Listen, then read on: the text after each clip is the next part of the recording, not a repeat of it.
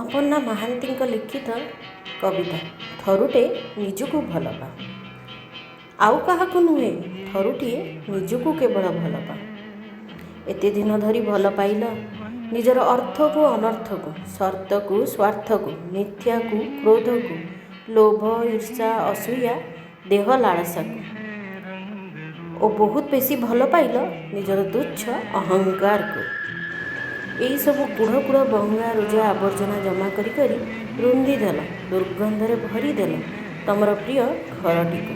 ଯେଉଁ ଘର ତମର ଏକାନ୍ତ ନିଜର, ତମର ସେ ନିଷ୍ପାପ ଓ ସୁନ୍ଦର ହୃଦୟ। ଏବେ ଉଠ, ନିର୍ବିକଳ ବେଦନା ବାରିରେ ଘରଟିକୁ ଧୋଇଦିଅ। ମାନୁଛି ଟିକେ ସମୟ ଲାଗିବ, ତଥାପି ଝାଡ଼ି ଝୁଡ଼ି ଅନ୍ତରର ଅଳିଆ ଅଳନ୍ଧୁ ସତ୍ୟର ଆଲୁଅ ପବନ ସାଥିରେ ଆତ୍ମାର ମହକ ଆସିବା ପାଇଁ ସବୁତକ ଦୁଆର ଝରକା ଖୋଲିଦିଅ। ଭଲ ପା, ଖାଲି ନିଜର ବିଶୁଦ୍ଧ ଭଲ ପାଇବାକୁ ଭଲ ପା। ଦେଖିବ, ତମେ ଆଉ ତମେ ହେଇନାହଁ। ତମ ଜାଗାରେ କରୁଣାର ସ୍ପଷ୍ଟ କାରୁକାର୍ଯ୍ୟରେ ଭରା ଉଭା ହେଇଯାଇଛି ଏକ ପ୍ରେମର ଚଳନ୍ତି ଦେବାଳୟ।